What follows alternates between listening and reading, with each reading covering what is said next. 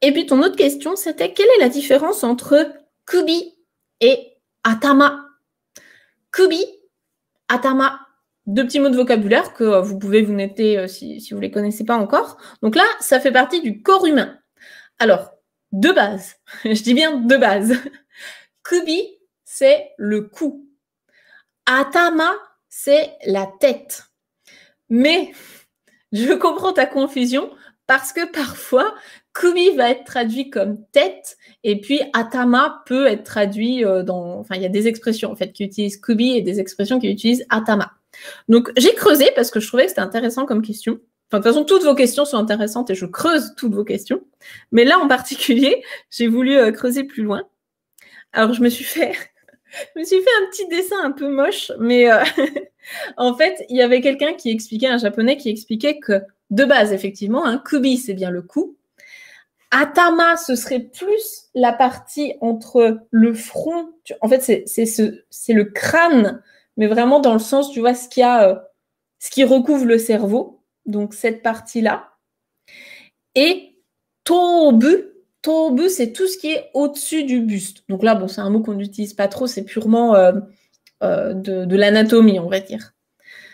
Mais en voyant ça comme ça, kubi, c'est par exemple ce qu'on va utiliser quand on dit qu'on décapite quelqu'un. C'est kubi o kirimasu. C'est vraiment lui coupe le cou. Ce qui est logique parce que là, du coup, ça fait tomber la tête. Alors que atama, on va le trouver dans des expressions comme atama ga ii desu.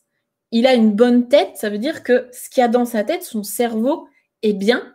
Ça veut donc dire qu'il est intelligent. J'ai noté d'autres expressions qui peuvent être intéressantes. Kubi ni naru, kubi ni narimasu. Ça veut dire, donc littéralement, c'est devenir le cou, dans le sens, on se fait virer, on se fait virer par son entreprise, en fait. Il s'est fait virer. C'est kubi ni narimasu, parce que du coup, hop, son cou, en fait, il est parti, quoi. Dernière chose que j'ai notée avec kubi, j'ai noté kubi o tsukomu. Donc, tsukomu, c'est fourrer, en fait, mais en français, on dirait fourrer son nez dans une affaire, fourrer son nez là-dedans. En japonais, on va dire fourrer son cou, enfin, comme ça, introduire un peu son cou. Donc, c'est dans le sens, voilà, tu tends ton cou et tu le mets dans une affaire. Mais en français, on fait soit référence à la tête, soit au nez. Donc, kubi, il faut plutôt le comprendre comme ce qui est là et au-dessus, alors que atama, c'est plutôt ce qui se passe dans la tête. J'ai également noté des expressions avec atama. Par exemple, atama ga itai desu. Donc, quand tu as mal à la tête, là, c'est vraiment atama.